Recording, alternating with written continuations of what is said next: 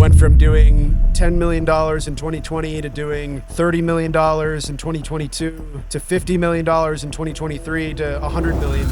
So let's go back to the beginning, where just how it all started, man. I was kind of a bad kid. I ran with the rough crowd. I had gone to rehab. I had been in trouble with the police a few times. I knew that I needed to make a change in my life and move in another direction. Peter calls me up. He tells me, Ty, I figured out this way to make money online. And that weekend, I spent 2 days just learning everything that he knew up to that point. I get my campaign set up with him that weekend. And then the next weekend, I see a commission come in on my phone. It was at that point that I was immediately hooked. It was just huge. I mean, at one point I remember going on spring break and I type up an email and I press the send button, and within 30 minutes about $7,000 in commissions just rolled in. I spent 6 months grinding the hardest I've grinded in my entire life. I would wake up every morning, I would open my computer, I would see hundreds of messages in each thread, and I would go to the bathroom and I would puke my fucking guts out, and then I would go into the office and I would handle it. On the outside, it looks easy, right? It looks great, but you destroy your life, your health, your relationship. It's been a lot of up and down in this industry, but to me, it feels like I'm just getting started, and it feels like there's so much more of this journey that's yet to play out.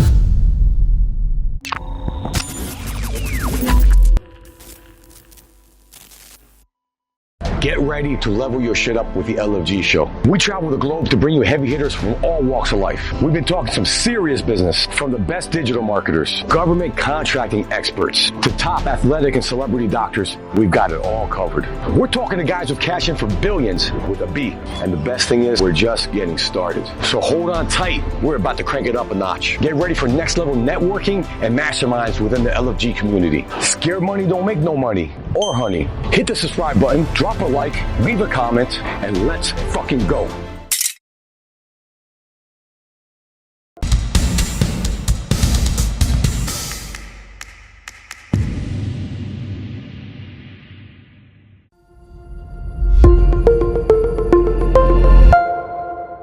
LFG, man, what a day. We're at Contact.io in Denver.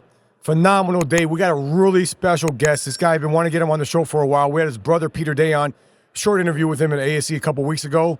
These guys are doing great things. They're really like OGs. You guys are young, but you're really like OGs in this space. This is going to be a great episode. We got Tyler Day, the president of Optimize Convert. It's fucking pumped to have you on the show, Let's go, man. David. Thanks for having me on. Yeah. And we were just on stage. We gave a GOAT award out. We had an actual GOAT on stage. He shot a fucking t-shirt gun, almost had to milk a goat. That didn't happen though, fortunately, but that was fun. You did great out there, by the way. That was great for people to hear your experience as someone that's been doing this for so long. Awesome. Yeah. And I we're going to get into more detail about that here now. Thank you for having me on. No, you're welcome. It's great to have you on the show. Yeah. So we're going to go back to the beginning, man. When we were on stage, I talked about how, you made $120 as an affiliate marketer, and you're excited about that. And that's where it started. You were only like 12 or 13 years old when that happened. And so let's go back to the beginning, just how it all started, man. Yeah. I wasn't quite that young, but I got into affiliate marketing when I was a senior in high school. Yeah. I was 17. And at that time, I was coming out of a period of my life that was very dark. So in high school, I was kind of a bad kid. I ran with the rough crowd. I had gone to rehab. I had been in trouble with the police a few times. And my brother was a pivotal mentor in my life at that time, where he had given me a personal development book.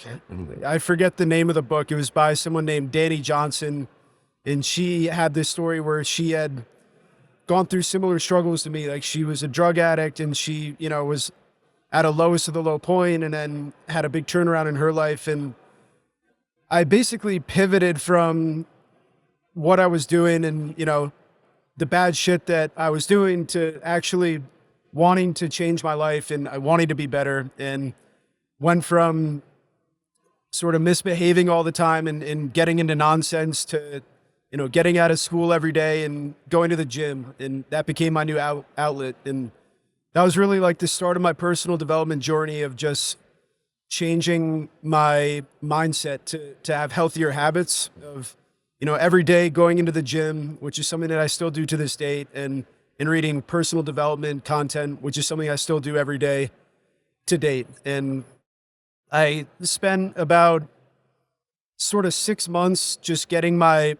mind and my body right and eliminating some of the vices and the habits that were taking me off track and derailing my life, and sort of distance myself from people that weren't a good influence on me. I had one of my close friends go to jail. That was a big wake-up call. I had another close friend pass away.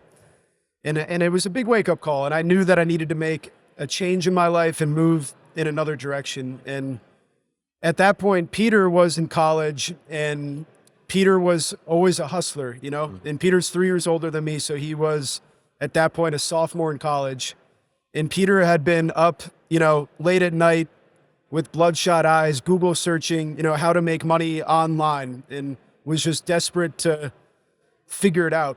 And Peter had bought this course from a Google search that was teaching affiliate marketing. And at the end of the course, it gave the opportunity to promote the course as an affiliate.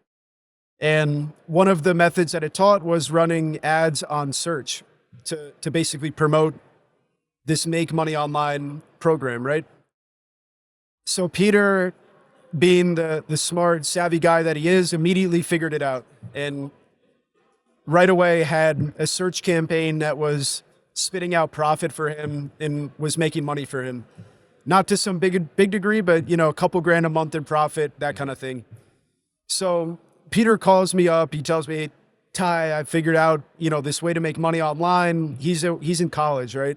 And that weekend, I was working a job. I was working a retail job. They had me scheduled to work that weekend, you know? And I told the boss, like, I want to go visit my brother. They didn't give me the weekend off. They just said, screw you, and kind of booked me anyway, you know, even though I asked for the time off, and I just didn't show up. So I go up to my brother's. How old were you at this time? 17. Okay. Yeah. I just blew off the job that I had and went to my brother's apartment at UConn, where he was at college, and spent 2 days just learning everything that he knew up to that point, which was basically running search campaigns, collecting an email address, building a autoresponder, like a 10-day autoresponder, and selling this course, you know? And I get my campaign set up with him that weekend on Bing search. I get my email list set up. I get my autoresponder series set up. I had $200 in my bank account. I you know, put a $20 per day budget on the Bing campaign.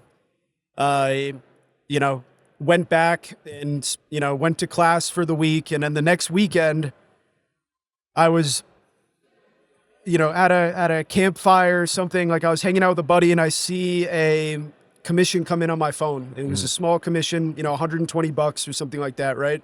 But at that point for me, everything clicked. Yeah. At that point, I was euphoric. You know, of course, I'd spent some money and whatnot to generate that, but it wasn't shortly after that that a bigger commission came in, because there was an upsell. So they bought the first product for $120, then they went and bought $1,000 product, and I earned, you know, an $800 or $900 commission on that.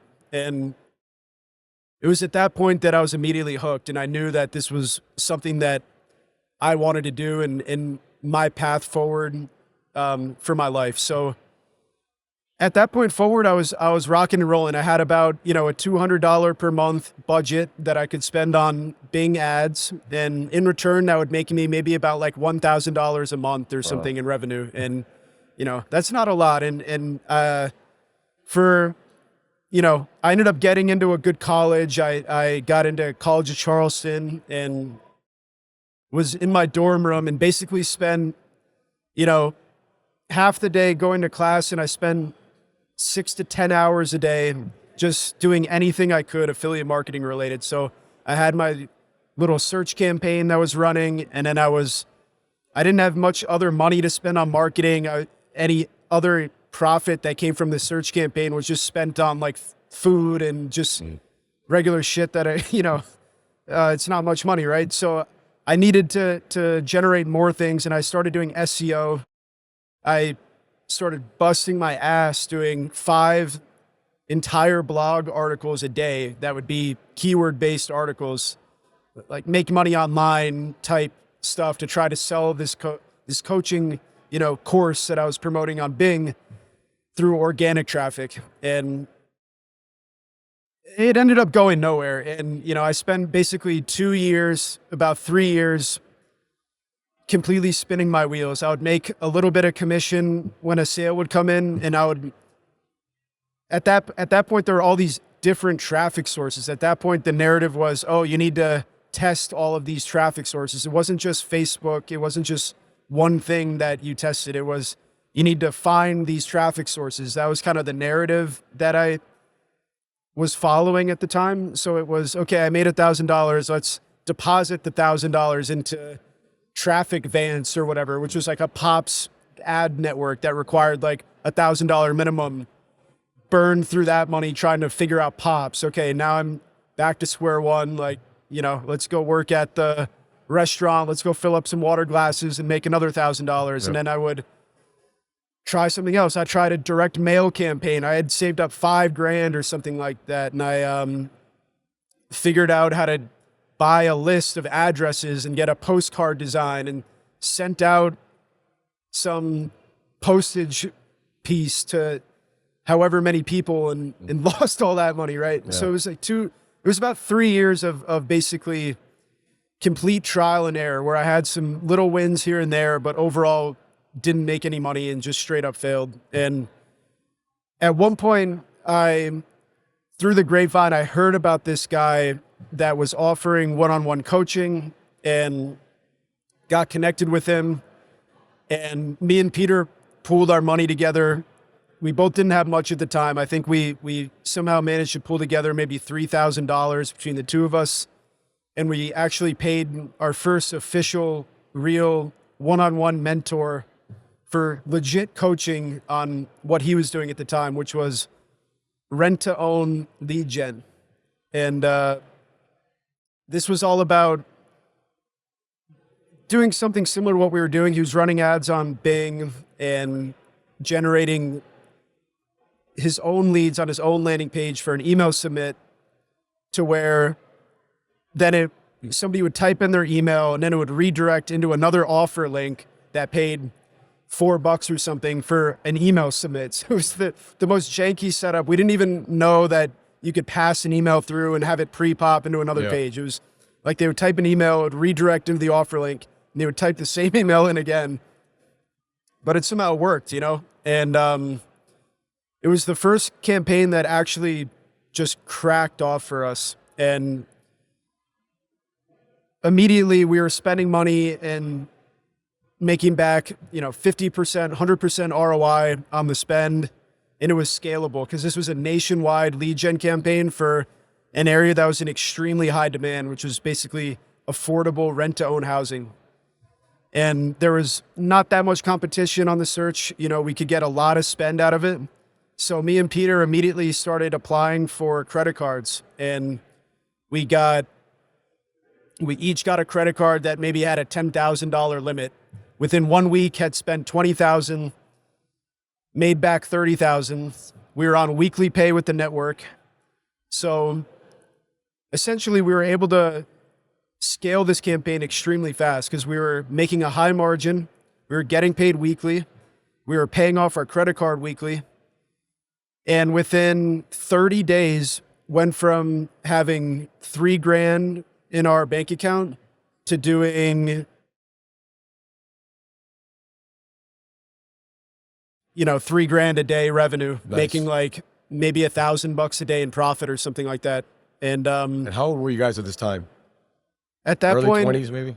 Yeah, at that point I was about 20 years old. Wow. So all the way from 17 to 20, I was doing that. And I think I was a junior. It was like beginning of my junior year of college. Wow. So we were able to scale the heck out of this. We ended up learning about Facebook ads. And at the time, Facebook ads were so cheap. Our ad was quite literally a stock photo of a house that talked about affordable housing, and the clicks were 5 cents. Wow. So we were printing money all of a sudden. We were collecting our own leads. on an email list and very quickly started to add 5,000 leads, 10,000 leads a day onto our own email list that we owned. And it was just huge. I mean, at one point I remember going on spring break and sending out an email blast to my email list. And I was with just some friends of mine. Like we're in Puerto Rico on a surf trip. And I'm like hanging out with a buddy. I open up my computer. I'm like, do you want me to show you how I make money? And he's like, sure. And I type up an email, like a 10-line email, which was like, you know, an EDU email that I was cross promoting to the list. Right. And I pressed the send button, and within 30 minutes, about $7,000 in commissions just rolled in. And I was like, okay, cool. That's my work for the day. Let's go surf now. And, you know, it's like what? Like, you know? So that was our first real banger campaign. We ended up generating literally tens of millions of leads onto our own first party email list. And we ended up running that campaign for probably 3 to 5 years before that offer, that whole rent to own vertical sort of died out. At one point it just sort of dried up, like the buyers pulled out of it. So at that point now, that's, you know, we're talking maybe, you know, around 2014 from that initial success. And it was maybe around 2019 that offer kind of burnt out for us. Towards the tail end of that campaign, we had launched a course where we had showed people this method of promoting lead gen offers and collecting your own leads on your email list. And we partnered with Charles No on that course, who was an OG in the space, and he helped us promote it to his audience. And we ended up getting about 300 or 400 students enrolled in the course, which was a high ticket program. And, you know, at that point, the campaign was kind of dying out. We had, you know, 300 or 400 people that had gone through this program. And we were kind of wondering like what our next step was. And all of the people that were going through this program, they were all like, okay, well, who are the buyers? Can you introduce us to these networks? Where do we get these offers to promote, right? So at that point, it became the next chapter of our career, where we went from being affiliates to owning an affiliate network, and becoming brokers in a sense, which I know, you know, from what I heard about your story, you have some, similar experience. Yeah, very similar. So I basically private messaged one-on-one all 300 or 400 students, and within a 30-day period of time, enrolled 300 or 400 affiliates to become affiliates with our network. But this was around, 2019-ish, like end of 2019, going into 2020. And that was one of the most challenging periods of my life, even to this date, because at that point we hadn't learned how to build a team yet. Up to that point, it had just been me and Peter sort of making this easy money, blasting out our email list once a day and running this one campaign. And to go from that to then having 300 affiliates where it was just me and Peter. In the beginning, it was just me and him. I was the affiliate manager for the 300 affiliates, and Peter was quite literally not sleeping because he was the one issuing the payments to all of them and making sure that we were getting paid, right? It was just, how many people were in your company at the time? Was this you two? It was literally just the two of us. Yeah. So Peter then hired our first real employee, which was an accounting person who still works with us today, who we basically trained on doing the payments for the network, because that was taking him so much time. Tedious stuff. Yeah. But I was still managing all these affiliates. And that was the hardest point in my life. I had just every single area of my life started to sort of crumble because all I could do all day was just do calls and message people, right? So I, made this impulsive decision to break off my relationship with my girlfriend at the time, who's now my wife, right? But I was like, listen, I can't put the time into the relationship that you deserve. I just need to focus on the business, which at the time was a huge mistake, right? And spent 6 months grinding the hardest I've grinded in my entire life. I mean, I would literally wake up in the morning at the crack of dawn and have 40, 50 people that wanted to get on calls with me, that needed direction, that needed technical things done for them, offer links open, strategy sessions, whatever, right? And I would wake up every morning, I would open my computer, I would see 50 unread threads from 50 different people with hundreds of messages in each thread that I was the one responsible for responding to. And I would go to the bathroom and I would puke my fucking guts out. And then I would go into the office and I would handle it. And I would come home at 11 at night and do it all again the next day. And I did that for maybe like 6 months. And then COVID hit. And, you know, at the time we were running lead gen, and when COVID hit, all of the call centers for lead gen shut down and the offers literally shut off. So we had a huge business at that time. I mean, it was, you know, we were booking at that point $10 million a year in business with a 2-person company, right? Oh. But I had destroyed my entire life. And I let the work basically destroy me. I mean, I wasn't taking care of myself. I, you know, had destroyed my perfectly good relationship, you know, and it was at that point that it was a big wake-up call for me. You know, I fortunately was able to win back my girlfriend, you know, is then my now wife, when I had this epiphany that was a huge mistake and that I should have never done that.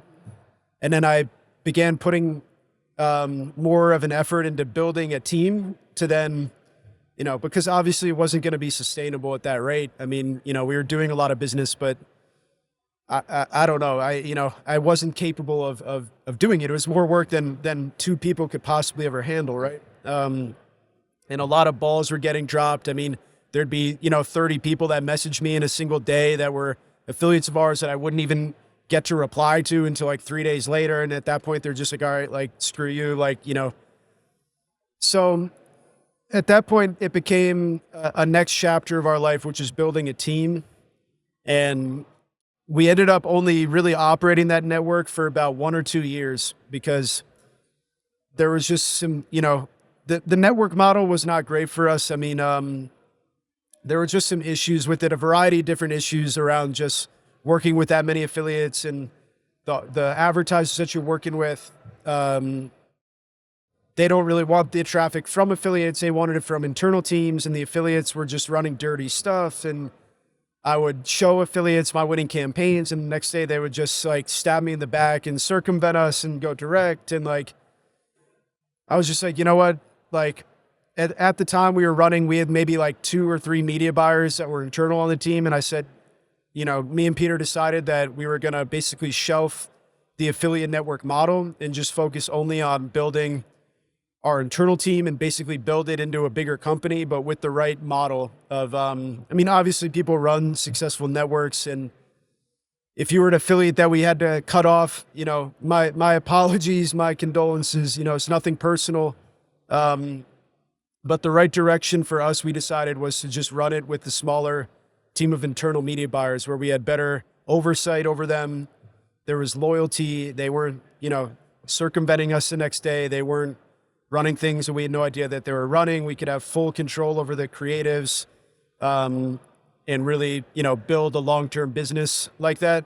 And that became another chapter for us starting in 2021, where we basically stopped being brokers and went back to being affiliates and put a big effort into building a team and building it into a much, much bigger company. Age data, there's only a few months left of this. A lot of different ways to monetize data. Data is a very broad term. There's a lot more money in it. You already spent the money. Let's just say it cost you $10 for a Medicare lead. You make $1 million in sales, you really only made $100,000. And you might not get paid by your advertiser. What if I can get an extra 50 cents, $1, $2, $3 per lead in perpetuity? What does that do to my marketing campaign? What does that do for the stress of the profits of my company? A percentage or 2 at those kind of numbers are huge as moving the needle. So for us, what I love about age data, the hard part's already been done. Now it's just a revenue left for your company. What would the extra 10, 20, $30,000 a week do for your business? Absolutely. All of our big partners are making hundreds of thousands, if not millions a year with us. They're never going to have this gold rush again. Yeah, it's an incredible story. I mean, God, this is not, on the outside, it looks easy, right? But people, you went deep there. You got vulnerable, talking about, hey, 10 million in revenue, 2 people. That's great, right? It looks great, but you destroy your life, your health, your relationship, and your wife's a saint. I mean, obviously for her, it's kind of good. She saw what you went through, and like she stuck through it, right? And it's what it comes down to. So I appreciate you being vulnerable, because a lot of people don't talk about that stuff. They don't, and that's what we want to talk about on the show, is that it's not all roses, man. It's to get to that point, and to get to the numbers you guys are putting, to get to the dozen media buyers, whatever you have here, you have to go through that shit, man. And Totally. And were there any points where you're like, fuck, I'm just gonna give up on this? I'm like, did that ever cross your mind at all? Or I think it's when not the worth it, like, COVID, yeah. I think when the COVID crash happened, it was like probably the darkest month of my life, because, not only had I basically blown up my personal life, like trying to just basically spin up all this revenue, but then it all went to zero, and I didn't know when it was going to come back. I mean, they had said it was a 7-day lockdown, then it turned into a 2-week lockdown, then it turned into a 30-day lockdown. I'm like, fuck, like, is this going to be a whole fucking year? Like, I just ruined my fucking life to get my business to this point, and it's all shut off, So it was at that point, it was one of the first like points in my life where I was just like, I don't know if I could like do this. You know what I mean? And fortunately I got my priorities realigned. I had some, was able to think through it all, once all of kind of the fear of COVID dissipated and the business started to pick back up again. But I decided from that point that I wasn't never going to let the ball slip through my hands, in that sense, where I was going to destroy my life to make money. I think that, it's all there. Everything has to be in equilibrium. You know what I mean? A lot of people will only focus on the money, and they will spend all of their time and effort to just be on top of the money pile, or to be doing better than somebody else, and make their entire life around that. But there's more to life than just money. You need meaningful relationships. You need your own health, I mean, right? So it was at that point that at first I had this sort of like negative view of just like, like, fuck this. Like, I can't do this or whatever. To then being like, okay, no, I am going to do it, and I'm going to do it right. And I'm going to do this in a way that, has equilibrium with all these different areas of my life. And I'm going to try to crush it in all of these areas. So when I got back with my girlfriend, I immediately just fully committed to that. Like, we had been, in a really, unserious kind of dicey spot in our relationship. I said, screw that. Like, you're moving in with me. Like, we're going to get married. That's what I told her, like, immediately when we got back together, and she was just like, wow, like, okay. Like, are you serious about this? And like, I even like went and told that to her parents, and they're like, are you sure? Like, I was like, yes, like, this is it. Like, we're fully committed now. Like, this is what we're doing. And, at the same time, I fully committed to building my business again in a way that was like sustainable for long-term growth. The affiliate model was good for spinning up short-term revenue, but the revenue was only as good as, the affiliates were loyal, or the offer was live, right? I mean, once your one offer died, the affiliates just jumped over to the other network. There was no, trying to make it work, or, testing these other offers, right? It all just dissipated, right? So that entered into another chapter of my life. I mean, at that point, we had hit this like $10 million a year mark, but I had made a goal, and I made a video publicly that I wanted to get the revenue to 100 million a year. And that was going to take a different model. It was going to take a different approach than the 10 million, And we set our sights on that goal like around 2020, later in 2020-ish, and got to work, So at that point, we started to get into pay-per-call. We started to build up our media buying team more. We went from having... What made you want to get into pay-per-call though at the time? Like, what was a light bulb? I think just other affiliates were crushing it. Yeah. So like around 2021 was the beginning of like it was almost like the height of like the Medicare boom. I would say. I mean, people were really crushing it on Medicare pay-per-call. And we got in the game with that. And also in 2022, ACA started to become more of a thing. And immediately we just started to see some good results in that space. So, I mean, yeah, we went from doing $10 million in 2020 to doing $30 million in 2022 to $50 million in 2023 to $100 million. Wow.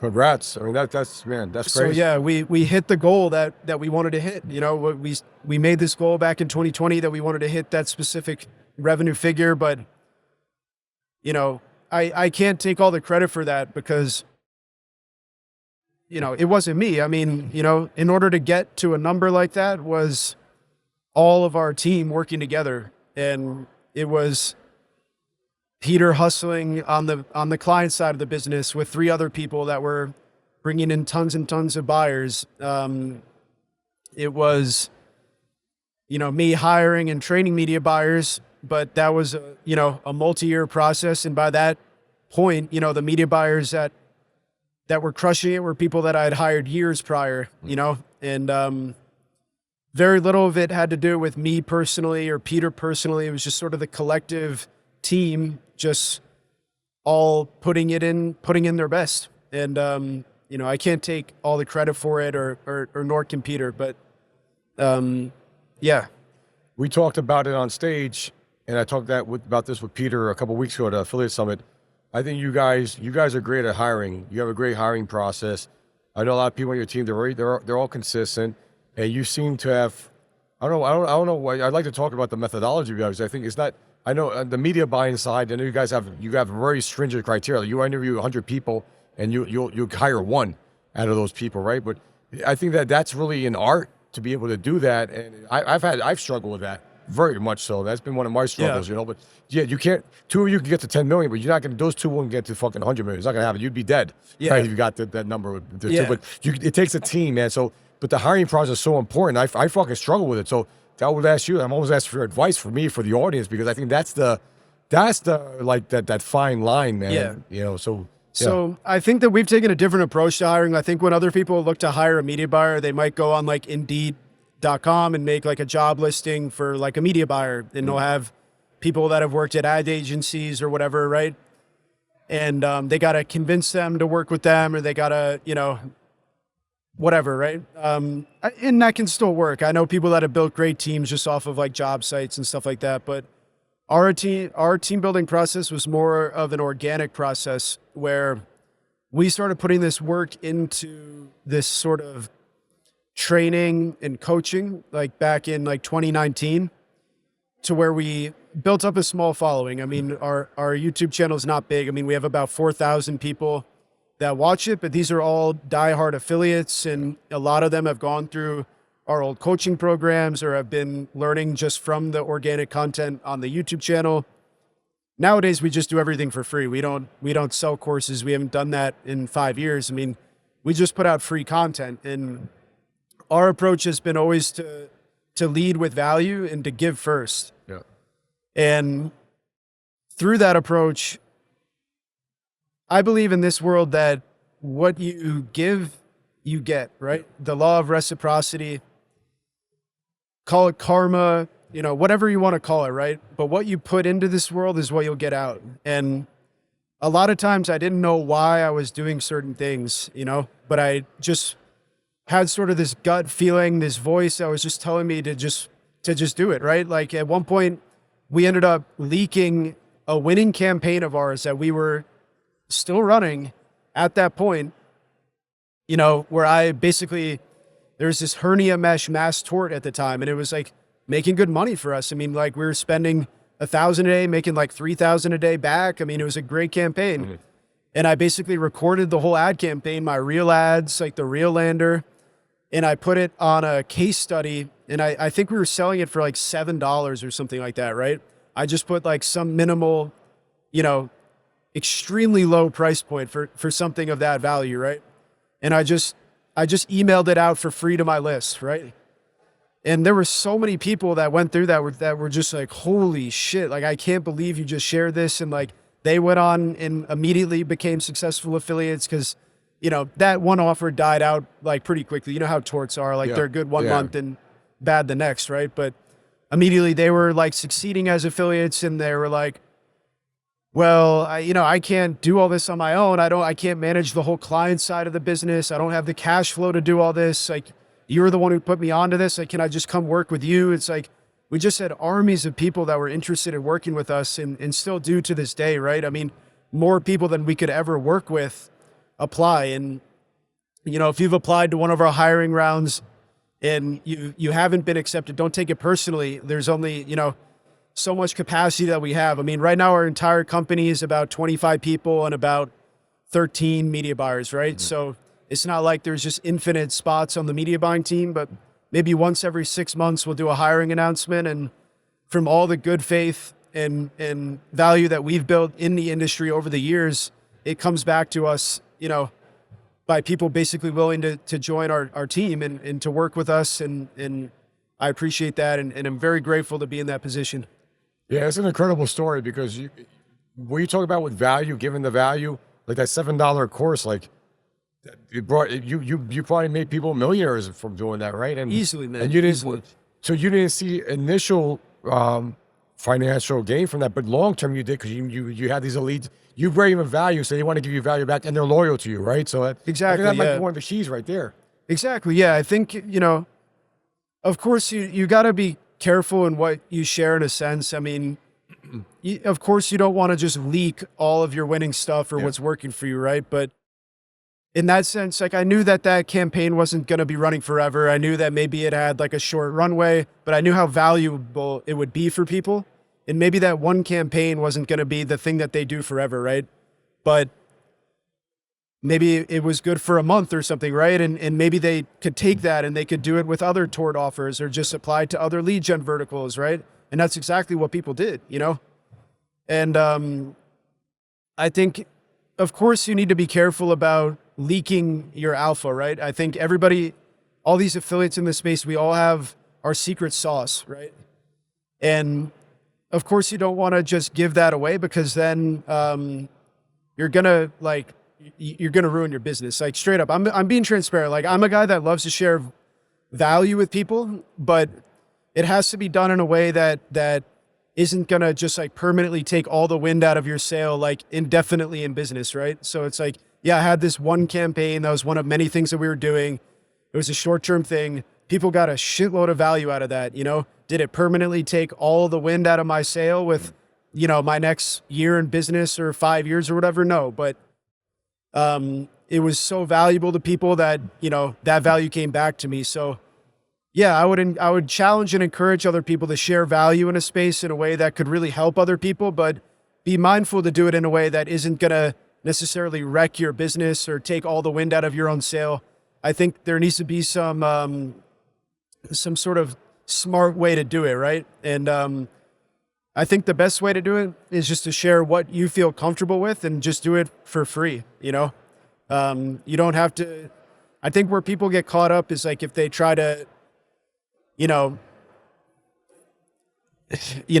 get sucked into like selling a high ticket program or something like that. I mean, we sold one at one point that was extremely valuable, but like it kind of like ruined our business. Like, I'm going to be honest with you. Like, yeah, why did it ruin your business? Because I know there's high margins behind that stuff, right? So I was wondering that myself because I knew you guys did that, and I wondered what caused you to stop. So I think it's important. I need to rephrase that. It didn't ruin our business. It ruined the campaigns that we were running at the time. You took the focus away from those campaigns. Is that what it was, or? So I mean, in that course, like we had about 3 different campaigns that we were running. It was like rent to own, auto loan, and like EDU, right? It was like nursing EDU. We just took all the campaigns that were working for us and we put them in the course, right? And when 400 people went through the course and all 400 of them started running the campaigns, they immediately died, you know? Yeah. And it was like our affiliate campaigns like immediately died upon launching it. And we were like, fuck, you know?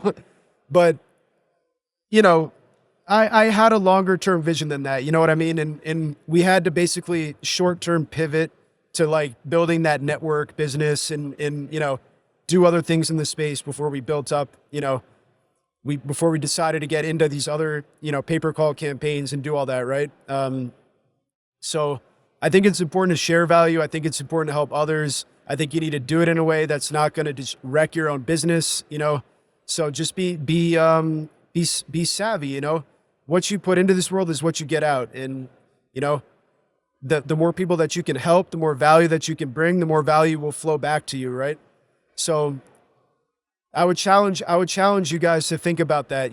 Everyone likes to keep everything so close to the chest, but, is it really going to matter if you share with somebody something that, isn't necessarily going to ruin your business, but could help, thousands and thousands of people get on track with theirs. And I think that that's a worthy trade-off.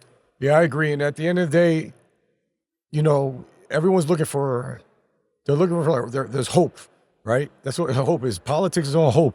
You hope this person wins, that they're going to change your life or whatever, right? People get becomes like a religion. So religion, I'm not trying to get crazy here, but like everything's like hope. So when you provide value to somebody, that you give that person hope that, hey, I can have a better life. This person doing what they're teaching me. And then there's like a commitment. You almost become like family to them. Like you help them hit that goal and they feel loyal to you.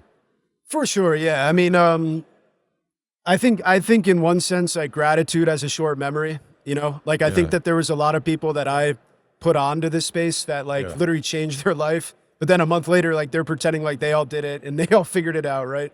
So it's like, I don't know, like you kind of need to expect that, but it's more about just like the general value that you're putting into other people's life is going to come back to you in ways that you won't expect. Right. Yeah. And what happened though, those people, they're not in your wavelength, or they're in a different wavelength. So you won't attract those people. They'll go their way. Yeah. But the ones that are on your wavelength, you'll attract those people, and then that becomes. And you don't need a huge circle. You just need a tight circle. Yes. Good people. So that's just it's like natural. Like I don't care if 1,000 people took it and then they pretended like they figured it all out on themselves. Like of course that's gonna happen, right? But maybe 10 of these people are like super loyal media buyers that work with us for years and years and years. And we do huge numbers together and, build massive loyalty and have a long-term relationship. It's like, all right, cool. Like, now we're getting somewhere. You know what I mean? Yeah. But anyways, it's been a lot of up and down in this industry. And, I'm grateful to be where we are today. I'm grateful to have done what we've done, but, to me, like it doesn't even feel like that much, I mean, I guess I've done maybe more affiliate revenue than most affiliates, but like, to me, it feels like I'm just getting started, and it feels like there's so much more of this, journey that's yet to play out, Oh, it's great. Yeah. You started at 17, right? You're 30 now? Yeah. So 13 years, that's a long time to be dedicated. So but you're still a lot young, man. I mean, you do another 13 years. Imagine where you're going to be at 43. So this ties into my next question to you. I mean, what's the next goal? I mean, you hit 9 figures, right? I mean, you trying to go to $1 billion, or like does that even matter anymore? Like what's the goal? So, I mean, I think at this point, like we've just been focused as being like pure affiliates, right? And like we've proven that we can, run massively high volume campaigns and, put up some of the biggest numbers as affiliates, right? But I think what I feel like I want to move towards, maybe like in Q1 or Q2 of next year, is actually starting to build something that I own on the offer side. Mm-hmm. So I don't really have like concrete plans yet, but I want to be the advertiser, and I think that's the next transition for me, because, this affiliate model is great for like a lifestyle business. Like you can make, millions of dollars and have, an epic lifestyle. Like I live, a block from the water in San Diego and, a $3 million house. I live right from, a block from the most epic surf break, where like every weekend my life is like a vacation, man. Like it's nice. Sick, right? But the affiliate business in itself, being a media buyer, is sort of like a lifestyle cash flow business. And I think that like I'm kind of ready to move into more of like the sellable business, you know, maybe owning like an insurance agency, right? Yeah. I mean, that would be kind of the next goal for me. And at that point, I wouldn't necessarily be as focused as like, you know, I'm just the revenue numbers of just like hitting $1 billion or something, right? It'd be more like, okay, let me build an insurance brokerage where I've got 100 licensed agents and like I've got, you know, concrete sellable, you know, value where I could sell this business at any time for multiples on multiples of just the revenue, right? And honestly, like we're not even there yet. I mean, I think we're gonna put in another big quarter here, like in Q4, and just be focused purely on the traffic and the media buying. But I think like in 2024 is gonna begin to be a transition for us from being pure affiliates to like owning it, you know? Yeah. And in our space, like we're mainly focused like insurance pay-per-call, right? So owning the insurance brokerage that you're driving the calls into is a huge next step for us that, you know, in my mind, I know is the right way for us, you know, for the next like 10 years. Yeah, it makes all the sense in the world. You know how to generate the leads. You got that down pat. Now you get the second part of the equation and own the offer. Yeah. Yeah. I mean, like doing 100 million a year is like cool, but like, it's like, yeah, like, it's like when you go try to exit and like your whole business is just like an ad campaign or something, you know, and it's like you don't even own the offer and it's like the offers are up and down. The ad is like up and down every week. It's just like that's not really that attractive to like an actual like buyer, you know? Yeah. And like I feel like that's something that not a lot of people talk about, but there's nothing wrong with being an affiliate. I've enjoyed being an affiliate for 10 years. You know, we've enjoyed, you know, the money that could be made as an affiliate, but you know, the bigger step in business is building like a sellable asset, you know, obviously. Yeah, you're right. The thing is, too, it comes down to you strike me as a person. I think this is what makes you successful. You read a lot of books, right? You listen to a lot of podcasts. You're always self-developing. You look to optimize yourself. So as a business owner, and I think it's really amazing what you said, because the fact that a lot of people would listen to like, man, if I did 100 million in revenue, man, I don't know, I'd retire or whatever. They like, I don't need to do anymore. But you don't see things that way because it's all about the journey, right? At the end of the day. And at 30 years old, you know you haven't reached your peak. This is part of it. And who knows where you'll be. It might not be in numbers about having that fulfillment. Like your dream is to hit, one of your dreams was to hit 100 million, you hit that. What's the next dream? Yeah. Right? Now your next dream is to own your own offer. Yeah. Right? So once you hit that, there'll probably be something else, right? So that's really what it comes down to at the end of the day. It's the pursuit of your dreams, and it's not always a number, man. There's always something else behind it. If you do the right thing, then the number usually comes. Agreed. Yeah. I mean, I don't think I'd ever be happy just like sitting on the beach, like, you know, sipping coconuts. I mean, I love to surf, right? And like when I'm out in the ocean, like surfing on the weekends, I'm euphoric. You know what I mean? Especially like after grinding all week, and like every day can be like pretty stressful if you have like a big business. It's just something you get used to, right? But it's like these days off that I have are like I could be on vacation. I'm euphoric, you know, just to have 2 days where I could just do me and, you know, do only what I want to do, right? But I think, you know, as a man in your life, you need conquest. You need something that you're actively conquering, right? And this whole mindset of like, I'm going to hit a certain number amount and I'm just going to retire and I'm going to, you know, kick my feet up in a beach chair and drink coconuts. You know, try doing that for 2 weeks, you know, and see if you're happy. You know what I mean? And you'll realize immediately that that's not what's going to make you happy. You know, every day is like a battle in business, you know, especially as you get bigger in business. Every hour day, there's problems. New challenges, yeah. Yeah. I mean, especially as you start working with more and more people and there's more and more things that you got to manage. I mean, every 5 minutes I've got messages coming in, hey, I'm having a problem with this. Okay, this isn't working. All right.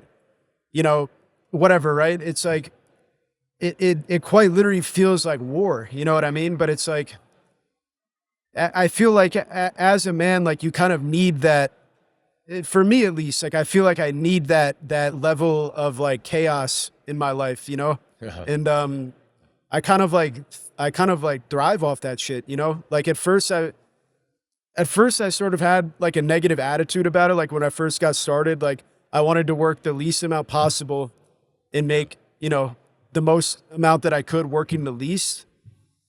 But now it's just like, I'm just going to grind and, you know, do it in a way that I can do sustainably, you know, while keeping these other areas in my life in check, like my health, My health is my number one priority. I work out every single day. You know, my relationship's a big priority. I make sure to spend quality time with my wife every day.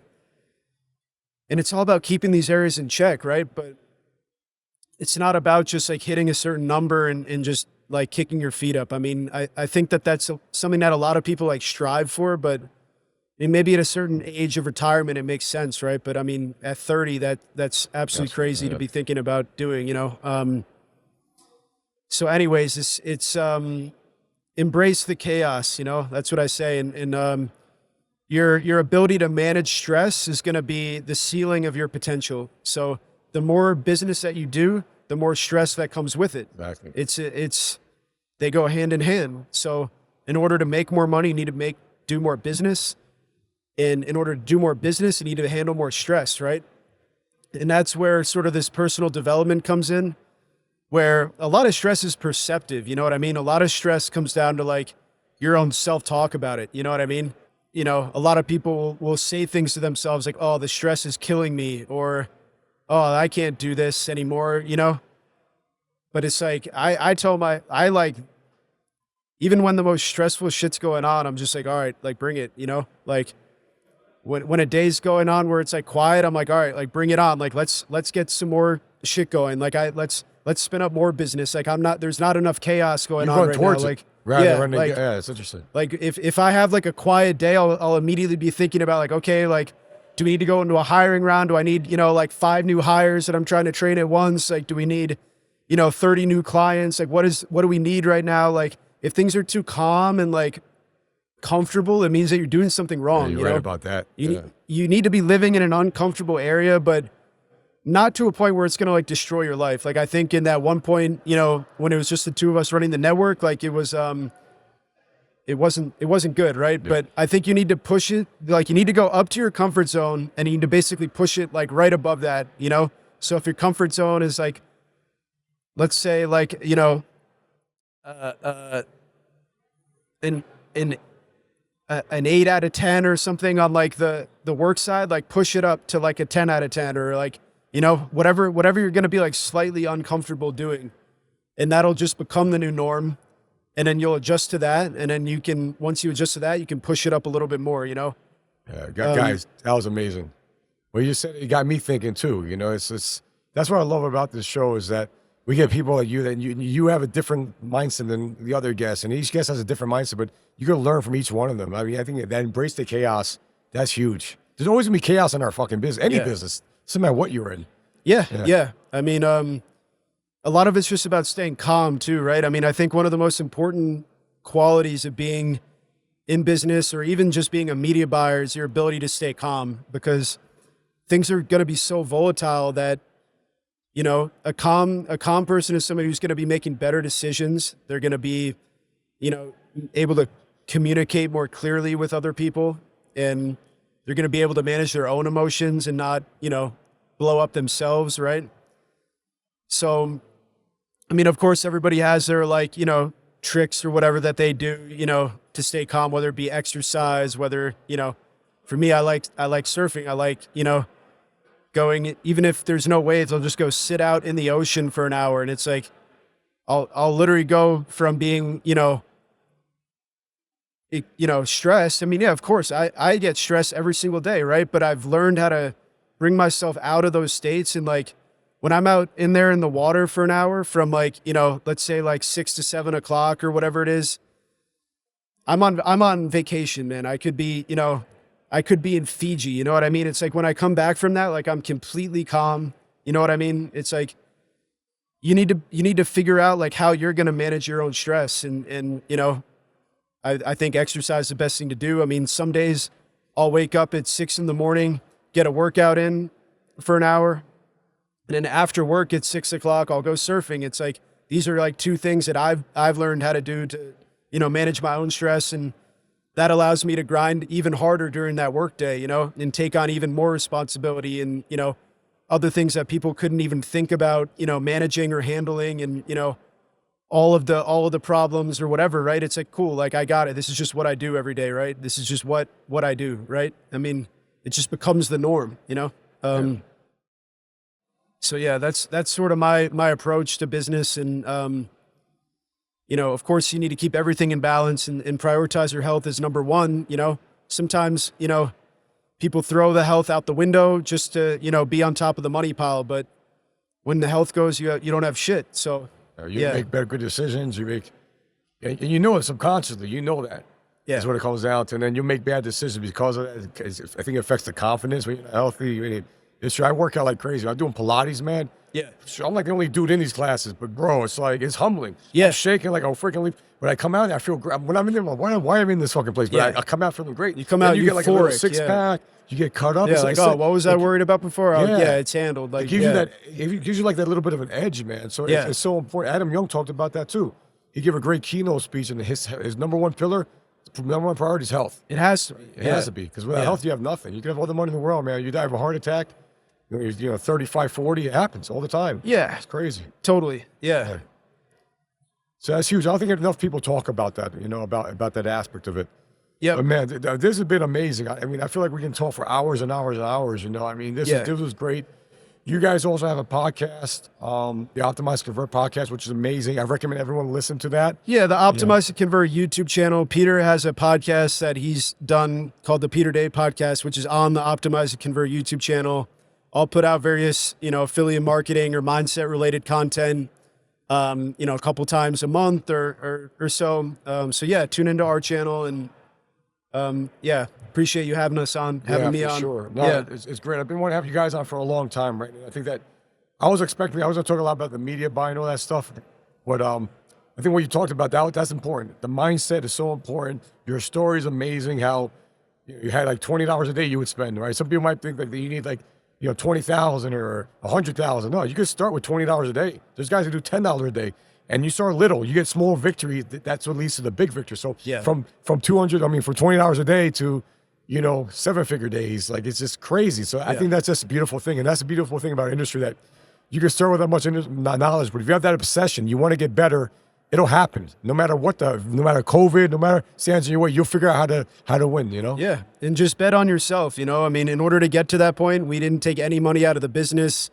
I took just enough money out of the business to cover my monthly expenses, which is, not too much. I mean, maybe more than the average person, but, compared to, everyone else, most of the other people in our company make more money than me. I mean, I have one of the lowest salaries in the company, and everything that we make just goes back into growing the business. And I'd rather bet on myself and that's sort of the approach that we've taken. And great way to end off. Bet on yourself. That's what it comes down to.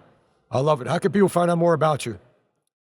Yeah, so check out our YouTube channel, Optimize to Convert, and go to www.optimizetoconvert.com. You can get on our email list. We send out, regular value-based videos and stuff like that. And yeah, just tune in. Yeah, I'm on that email list. It's great. I told you on stage, I gave our CFO, like one of your first episodes, you guys were talking about cash flow, especially when the more you spend, the more you make, the more you're going to have to spend, right? You have to spend on the business, and it gets tight sometimes, right? So you guys, that was one of the best episodes, because no one talks about that, I feel. Everyone's talking about the numbers are hitting, but they don't talk about, hey, shit gets tight. What do you got to do to make that work? So that's I can't emphasize enough how great that is. Great resource, and it's out there for you to get it. So the Day brothers, great people in the industry, great guys, always adding value. We're going to do more shit together. Sure. Definitely, man. I love it. Let's fucking go, guys. Let's fucking go. Good shit. That was awesome, man. Thank you. Cheers. $100, man. Yeah.